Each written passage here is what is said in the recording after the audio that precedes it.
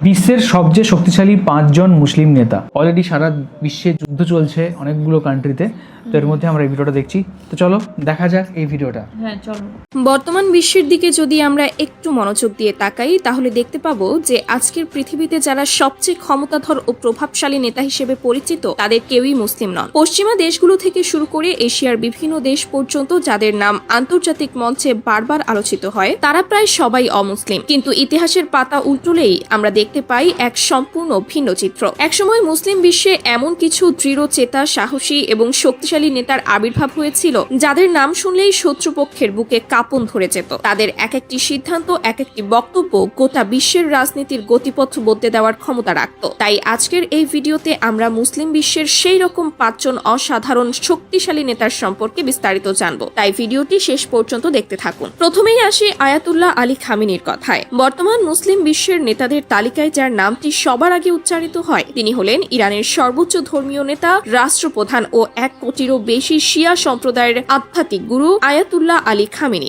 বিশ্বের সবচেয়ে শক্তিশালী অমুসলিম দেশগুলোর বিপক্ষে তিনি কোনো রকম ভয় বা দ্বিধা ছাড়াই মুসলিমদের পক্ষ হয়ে সরাসরি অবস্থান নিয়েছেন বারবার। তার এই সাহসী ও অকুতভয় অবস্থানের সবচেয়ে স্পষ্ট উদাহরণ হলো ইরান ও ইসরায়েলের মধ্যকার চলমান সংঘাত, যা আমরা বর্তমানে সারা বিশ্বের সংবাদ মাধ্যমে প্রতিনিয়ত দেখতে পাচ্ছি। 1981 সালে তৎকালীন ইরানের রাষ্ট্রপতি মোহাম্মদ আলী রাজাজি নিহত হওয়ার পর দেশটিতে এক গভীর রাজনৈতিক সংকট তৈরি হয়। সেই সংকটময় মুহূর্তেই একই বছরের অক্টোবর মাসে ইরানের 3য় রাষ্ট্রপতি নির্বাচন অনুষ্ঠিত হয়। সেই নির্বাচনে আয়াতুল্লাহ আলী খামেনি অত্যন্ত ব্যাপক ব্যবধানে বিজয়ী হয়ে ধর্মীয় নেতা হিসেবে দেশের দায়িত্ব গ্রহণ করেন। তিনি 13 অক্টোবর 1981 সাল থেকে শুরু করে 23 আগস্ট 1989 সাল পর্যন্ত ইরানের রাষ্ট্রপতি হিসেবে দেশ পরিচালনা করেন। শুধু রাজনীতিতে নয়, বিজ্ঞান ও গবেষণার ক্ষেত্রেও তার অবদান অত্যন্ত উল্লেখযোগ্য। তিনি ইরানের বৈজ্ঞানিক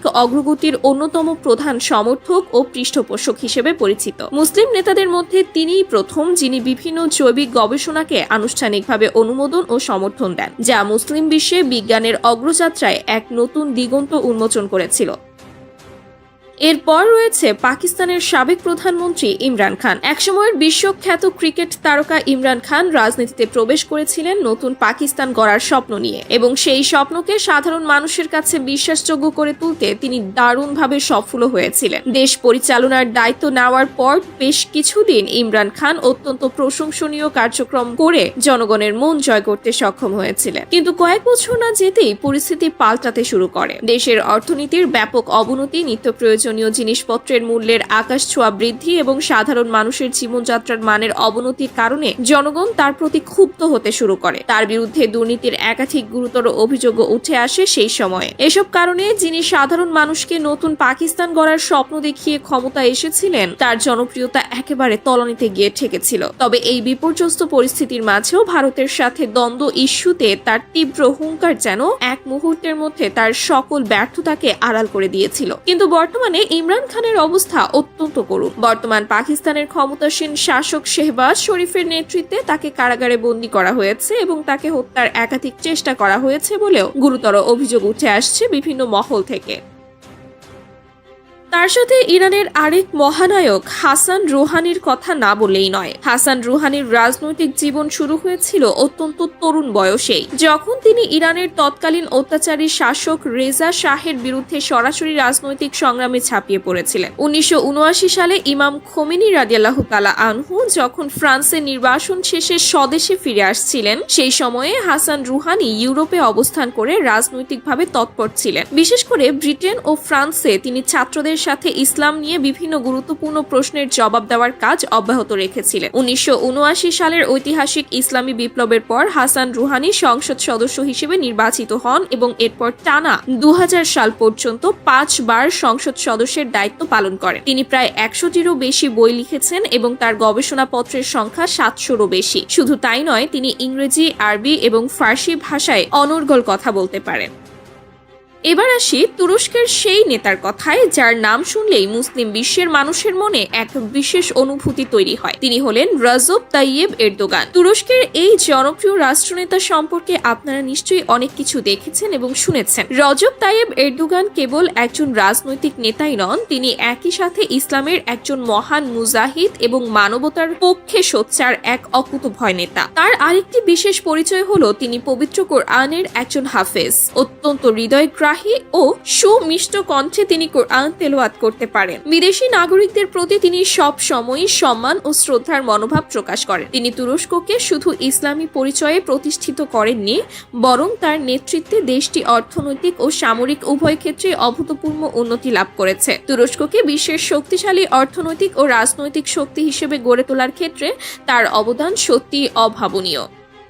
এরপর মুসলিম বিশ্বের শক্তিশালী ও বহুল আলোচিত নেতাদের তালিকায় যার নামটি এড়িয়ে যাওয়ার কোনো উপায় নেই, তিনি হলেন সাদ্দাম হোসেন। মধ্যপ্রাচ্যের রাজনীতিতে একসময় যিনি ছিলেন সবচেয়ে প্রভাবশালী এবং একই সাথে সবচেয়ে বিতর্কিত ব্যক্তিত্ব। তার নেতৃত্ব, তার কঠোর শাসন ব্যবস্থা এবং একই সাথে তার সাহসী ও আপসহীন অবস্থান, সবকিছু মিলিয়ে তিনি বহু দশক ধরে মুসলিম বিশ্বের রাজনৈতিক আলোচনার কেন্দ্রবিন্দুতে অবস্থান করেছেন। সাদ্দাম হোসেনের রাজনৈতিক জীবনের সূচনা হয়েছিল আরব সোশ্যালিস্ট বাথ পার্টির মাধ্যমে। এই রাজনৈতিক দলের মূল লক্ষ্য ছিল আরব জাতীয়তাবাদকে শক্তিশালী করা এবং সমগ্র আরব বিশ্বে ঐক্য প্রতিষ্ঠা করা। অত্যন্ত স্বল্প সময়ের মধ্যেই তিনি এই দলের অন্যতম গুরুত্বপূর্ণ নেতায় পরিণত হন। 1968 সালে ইরাকে বাথ পার্টি ক্ষমতায় আসার পর থেকেই সাদ্দাম হোসেন ধীরে ধীরে দেশের ক্ষমতার একেবারে কেন্দ্রে চলে আসতে শুরু করেন। অবশেষে 1979 সালে তিনি আনুষ্ঠানিকভাবে ইরাকের রাষ্ট্রপতির পদ গ্রহণ করেন এবং দেশটির পূর্ণ ক্ষমতা নিজের হাতে কেন্দ্রীভূত করেন। তবে শেষ পর্যন্ত 2006 সালে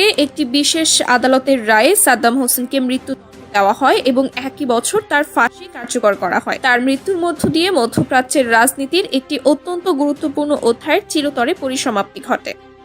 এছাড়াও আমাদের এই তালিকায় উঠে এসেছে আরেকটি অত্যন্ত গুরুত্বপূর্ণ নাম, মুয়াম্মার গাদ্দাফি, যিনি দীর্ঘ প্রায় 42 বছর ধরে লিবিয়া শাসন করেছেন এবং একসময় যাকে সমগ্র আরব বিশ্বের অন্যতম শক্তিশালী নেতা হিসেবে গণ্য করা হতো। বিশেষ করে মিশরের বিখ্যাত নেতা গামাল আবদেল নাসেরের আদর্শ ও চিন্তাধারা তাকে অত্যন্ত গভীরভাবে প্রভাবিত করেছিল। 1969 সালে মুয়াম্মার গাদ্দাফি এক সামরিক অভ্যুত্থানের মাধ্যমে লিবিয়ার তৎকালীন রাজা ইদ্রিস অব লিবিয়াকে ক্ষমতাচ্যুত করেন এবং নিজে দেশের ক্ষমতার মসনদে বসেন। ক্ষমতায় আসার পর তিনি লিবিয়ার তেজ সম্পদের বিশাল একটি অংশ রাষ্ট্রের নিয়ন্ত্রণে এনে সেই অর্থ শিক্ষা, স্বাস্থ্য ও বিভিন্ন সামাজিক কল্যাণমূলক খাতে ব্যয় করতে শুরু করেন। তার শাসন আমলে লিবিয়ার অনেক সাধারণ মানুষ বিনামূল্যে চিকিৎসা, শিক্ষা এবং নানাবিধ সামাজিক সুবিধা ভোগ করেছিল। তবে দীর্ঘ এই শাসনকালে তার বিরুদ্ধে একনায়কতন্ত্রের গুরুতর অভিযোগও উঠেছিল এবং আন্তর্জাতিক পরিমণ্ডলে তিনি নানা বিতর্কের কেন্দ্রবিন্দুতে পরিণত হয়েছিলেন। অবশেষে 2011 সালে লিবিয়ায় গণ অভ্যুত্থান শুরু হলে তার দীর্ঘ শাসনের অবসান ঘটে এবং সেই বছরই বিদ্রোহীদের হাতে আটক হওয়ার পর মুয়াম্মার গাদ্দাফি নিহত হন। এবং সর্বশেষ রয়েছে সৌদির বাদশাহ সালমান বিন আব্দুল আজিজ।